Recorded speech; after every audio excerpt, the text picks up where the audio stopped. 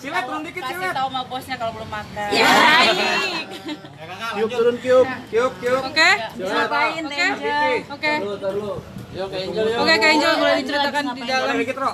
Alhamdulillah hari ini aku diminta sama polisian penyidik untuk menandatangani berita acara sita, gitu. Tanda tangan yang terakhir ya. Alhamdulillah. Terus apa yang mau ditanya? Melihat kasusnya sekarang sudah mulai berjalan. Alhamdulillah ya, aku selalu bilang kalau ini adalah kesabaran saya, walaupun sebenarnya ini agak lama, 1 tahun saya menunggu keadilan buat diri saya. Sebenarnya jujur, saya sudah melupakan kasus ini. Saya sudah melupakan, saya sudah tidak mau melanjutkan. Saya anggap begini, kan saya lihat Vicky Prasetyo ini sudah mulai aktivitas dan mulai menikmati dengan apa yang sudah dia bikin viral. Ternyata dia juga punya program dengan cara menjelekkan saya, memfitnah saya, akhirnya dia mendapatkan rezeki. Lalu saya berpikir, oh mungkin Allah memberikan dia rezeki, oh mungkin Allah memberikan dia jalan gitu ya untuk menghidupi anak dan keluarganya.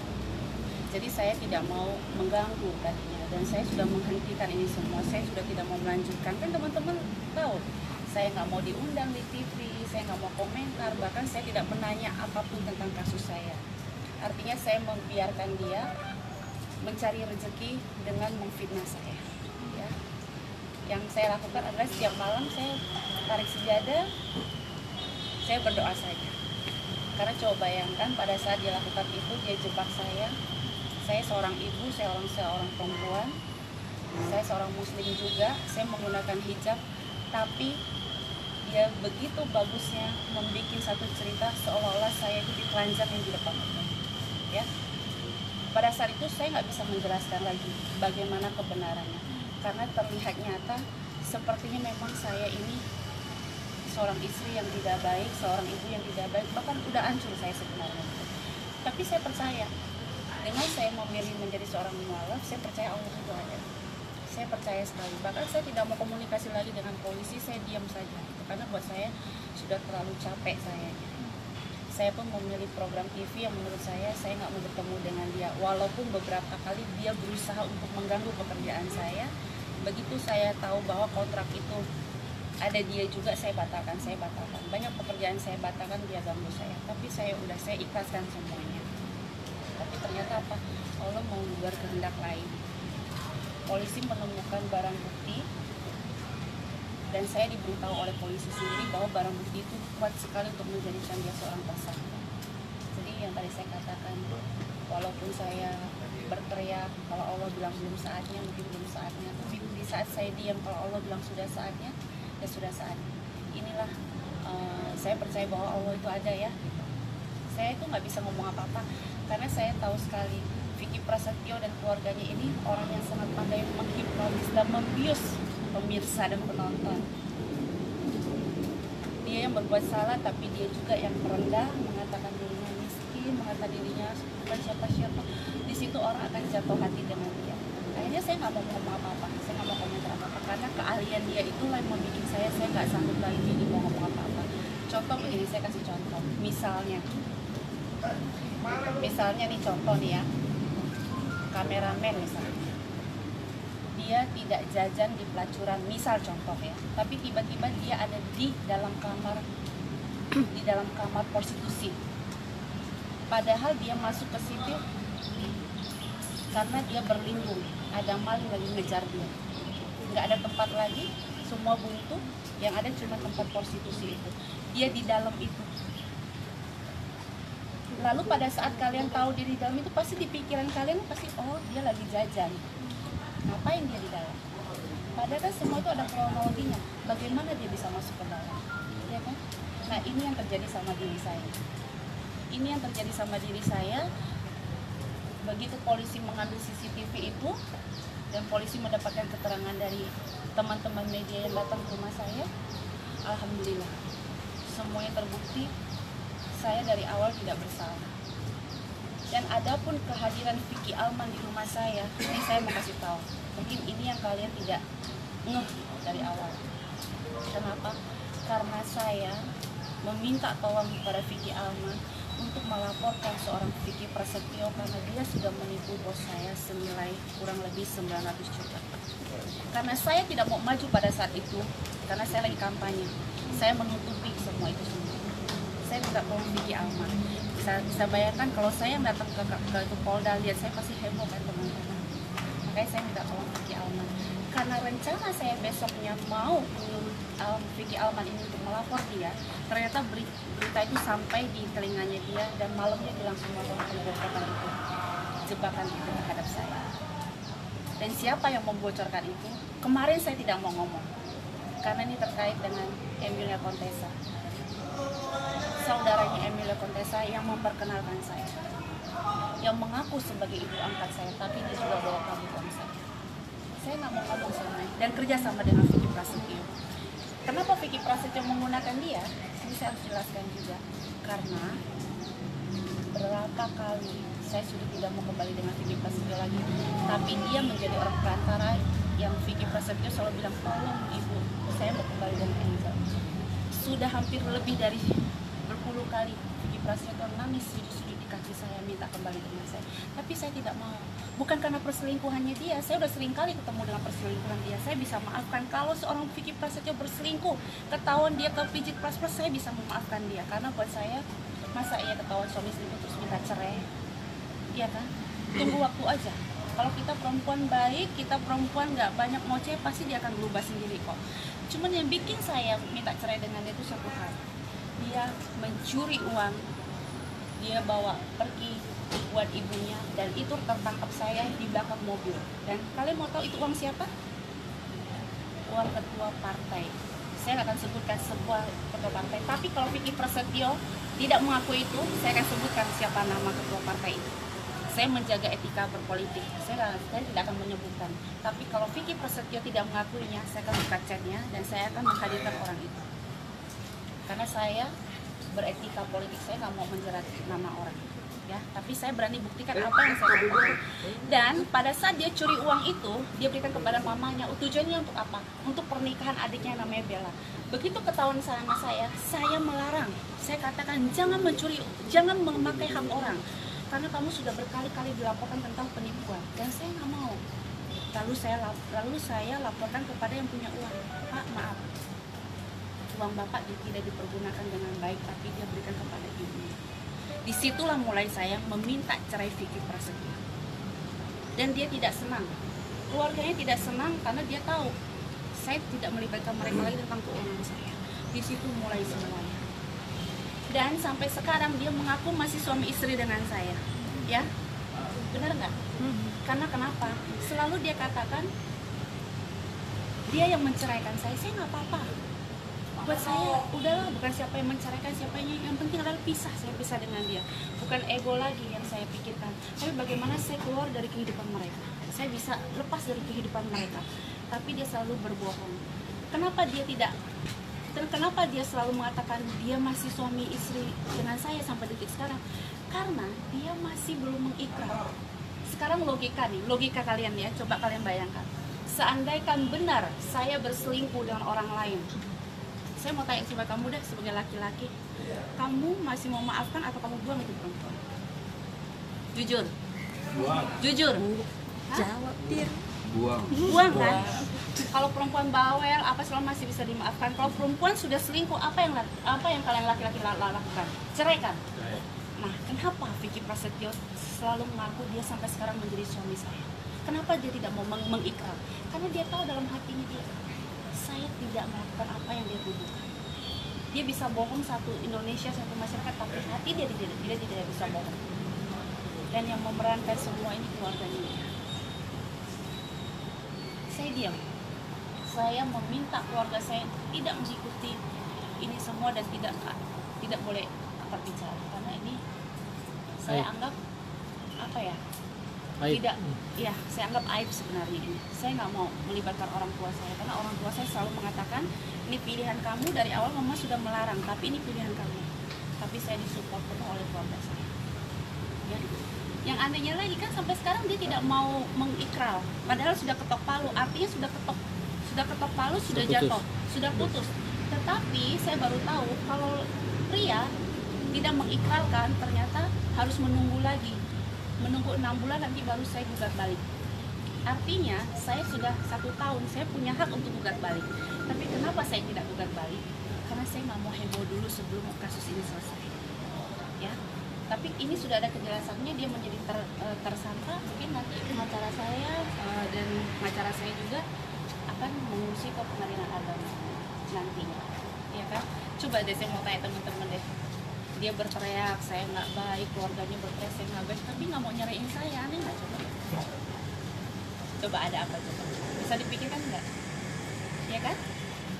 Benar nggak? Gitu. Alhamdulillah Allah semua menunjukkan semua kebenarannya buat saya. Jadi saya semakin belajar mawas diri, dan saya juga semakin mengasah kesabaran saya. Insya Allah sih saya alhamdulillah saya bisa lewati ini semuanya. Mbak Angel, terus untuk 900 juta yang penipuan itu akan dilaporkan juga atau menunggu ini selesai? Sudah dilaporkan sebenarnya. Dan begitu ini sudah ketahuan tersangka, banyak korban yang saya thank you dengan saya. Karena kenapa? Saya nggak tahu apa yang dilakukan oleh Vicky Prasetyo. Banyak laporan semuanya mental. Banyak laporan semuanya mental. Saya rasa ini bukan rahasia umum kan, kalian tahu semua kan. Tapi alhamdulillah mungkin Allah menunjukkan sekarang keadilannya ya sudah. Saya nggak ada rasa dendam. Saya katakan lagi, saya pernah merawat anaknya, saya pernah menampung mereka di dalam rumah saya pernah membiayai mereka satu keluarga. Bahkan bilang mobil saya, bilang beberapa uang saya dan macam saya sudah ikhlaskan. Ya, saya nggak dendam. Saya katakan saya nggak dendam. Bahkan saya sudah biarkan kemarin dia. Walaupun beberapa adiknya suka memposting, menghina saya, menulis nama. Saya wajar, saya memaklumi mereka, mungkin pendidikan mereka agak sedikit kurang sehingga menulis di Instagram itu dia tidak tahu buntutnya akan hukum nantinya. Tapi saya sudah capture. Kalau saya mau bikin ini adiknya masuk ke ranah hukum dari kemarin, karena dia ada tulisan tapi sudah saya capture. Dan yang melaporkan siapa? Vicky Alman dan saya. Tapi saya minta tahan. Saya bilang jangan dulu. Karena kenapa? Saya kasihan. Vicky Prasetyo lagi banyak pekerjaan di itu TV. Walaupun ibunya selalu berbangga hati, dia ngomong, Angel Elga siapa sih? Kan yang membesarkan Angel Elga itu adalah Vicky Prasetyo. Saya nggak mau takabur jadi manusia. Tapi kalian boleh tanya lah, sebelum menikah dengan saya, bagaimana keberadaan Vicky Prasetyo? Setelah menikah dengan saya dan saya membuat dia begitu viralnya, begitu terangkatnya dia. Bahkan dulu nggak ada satu artis pun mau briefing dengan dia. Maaf nih, saya berteman dengan Neng Gotik. Neng Gotik baik dengan saya dan kita komunikasi dengan baik. Dulu Neng Gotik itu sampai nangis nggak mau briefing dengan dia. Tapi yang meminta ke produser saya bilang anggap dia manusia, jangan taruh dia di gudang. Karena artis semua takut dengan dia. Tapi saya yang meminta seorang istri nih merendahkan diri. Sampai saya merendahkan diri dan mengurangi honor saya demi untuk dia. Dan saya bawa dia ke stasiun TV demi untuk dia. Tapi apa dibalik faktanya semua dia bilang saya mau minta program ini segala macam, nggak apa-apa. Tapi ternyata kan itu tidak bertahan lama. Ya? Yang baik yang benar nggak akan tertukar. Jadi itu sebenarnya cerita. Teh, ini kan ngebawa saudaranya Emilia Contessa, kalau berbuntut panjang bakal gimana Teh? Nggak apa-apa, saya berkata apa kebenarannya gitu kan. Kemarin saya menutupi semuanya karena kan Bunda Emil saya udah nganggap dia seperti orang tua, dan Bunda Emil pun sudah meminta maaf dengan saya. Dia mengatakan dia menyesal memperkenalkan saya dengan saudaranya itu. Tadinya saya berpikir ini orang tua yang sholat di depan saya, yang puasa bareng dengan saya gitu. Jadi kalau kita tidak percaya dengan orang tua, buat saya itu dosa ya. Tapi begitu saya percaya, tapi ternyata saya juga yang dikhianati. Cuman gara-gara iming-iming dari Vicky Prasetyo. Itu boleh dijelasin mungkin adik atau sepupu atau siapanya Emilia Contessa? Kalau tidak salah masih kerabat gitu. Tapi juga Bunda Emil mengatakan memang juga punya masalah dengan Bunda Emil sering. Cuman Bunda Emil orang kan baik ya, dan ada juga orangnya baik. Saya nggak menyalahkan, memang itu sudah nasib saya. kemarin saya menutupi karena masa kampanye, saya nggak mau melibatkan orang lain. Kita kan harus punya etika berpolitik. Cuman sekarang sudah menjadi tersangka, saya wajib meluruskan. Di 1 tahun mau saya simpan. Kalau keadilan tidak terjadi sama diri saya, bisa bayangin nggak saya seorang perempuan ditelanjangi seperti itu. Untuk laporannya sendiri dibuat di mana mungkin Mbak Angel? Laporan siapa? Yang tadi penipuan itu yang udah 900 juta. Mungkin ada di Polda ya, mungkin ya.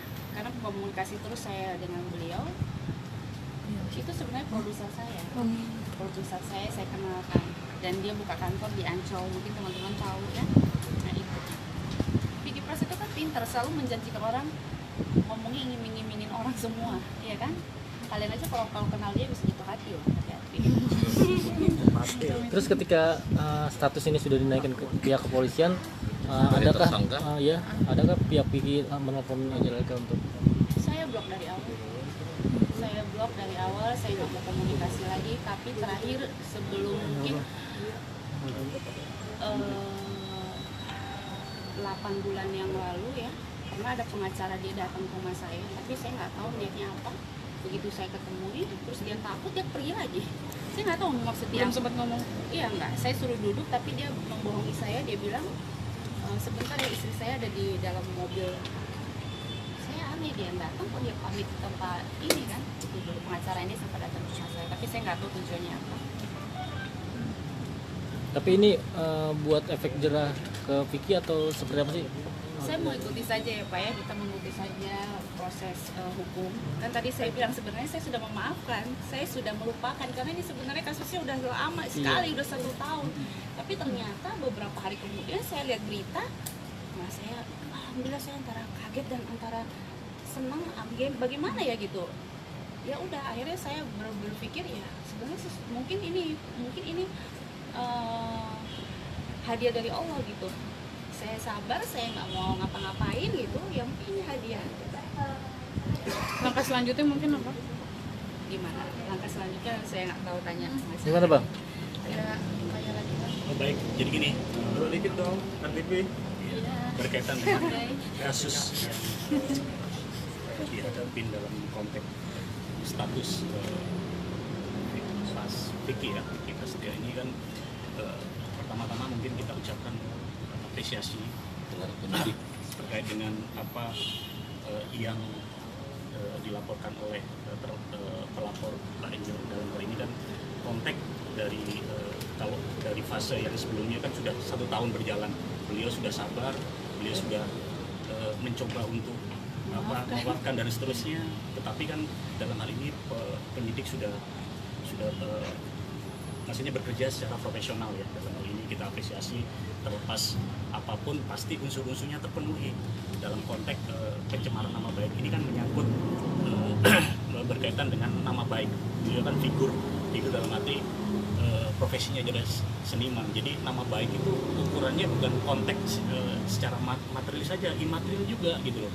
Dan dalam hal ini penetapan tersangka terlapor terutama dalam kasus ini adalah membuka tabir bahwa permasalahan ini sudah terang benderang bahwa siapa yang bersalah, walaupun dalam hal ini terlapor atau tersangka itu memiliki praduga nggak bersalah ya dalam konteks ini, tetapi kan nanti apapun nanti kita akan kawal proses tersangka sampai di persidangan di pengadilan ya begitu ya Mbak ya gitu ya. Jadi manfaat dari semua ini adalah efek dari semua sosial yang kita dapat berkaitan dengan laporan ini adalah untuk semuanya, berlaku untuk semuanya, siapapun. Jangan coba-coba nyerang secara pribadi, apalagi lewat IT ya, terutama sekarang kan image ini kan ya, yang tertanam adalah apa yang dilakukan oleh saudara Vicky tersebut yang sudah menyangkut nasib hidup kan dalam konteks ini. Jadi semua sudah tahu dalam konteks klarifikasi ini semua sudah terlihat siapa yang benar, siapa yang tersalah. Walaupun ini kan masih konteks tersangka ya, tapi semangatnya di situ. Dia dijerat pasal pencemaran doang atau penipuan juga di area? Konteksnya dalam hal ini utamanya adalah pasal undang-undang IT. Kalau di Polres ini ya, iya.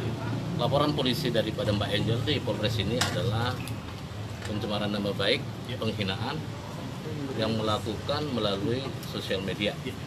Undang-undang IT. Undang-undang IT ini kan ancamannya 4 tahun ya, dan ada dendanya.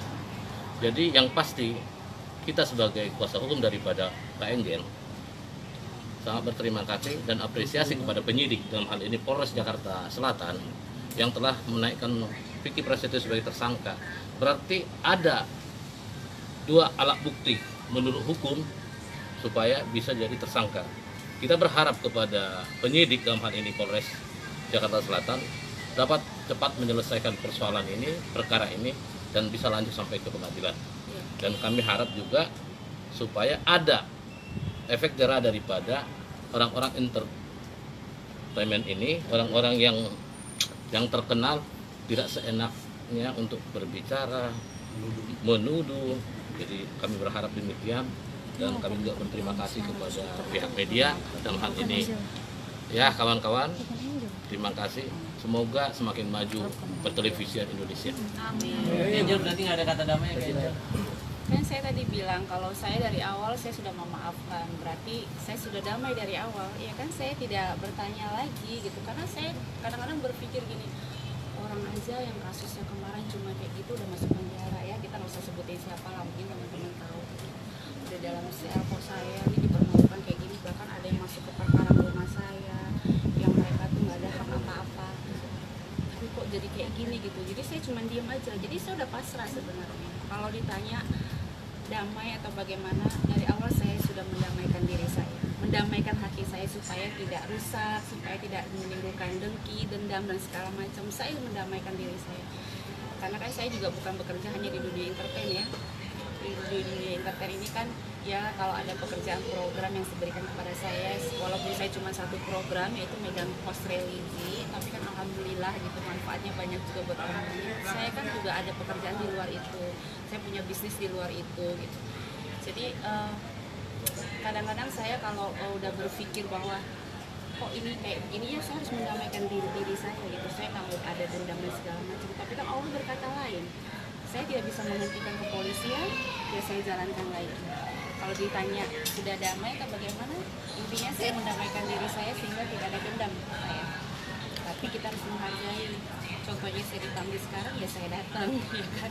Kan ini bukan saya yang awalnya bagaimana ya. Saya justru dapat kabarnya dari teman-teman media, begitu lihat di YouTube gitu ya berita ini, alhamdulillah. Di dalam mungkin ada beberapa pertanyaan yang dilontarkan. Udah nggak ada. Ini kan cuma penandatanganan terakhir. 2 alat bukti yang kuat apa aja sih Mbak? Terima kasih ya teman-teman media yang sudah memberikan keterangan kemarin juga, itu terima kasih. Kalau untuk 2 alat bukti yang cukup yang dikatakan itu adalah suatu kewenangan dari penyidik untuk menyampaikan. Oke, terima kasih. Terima kasih.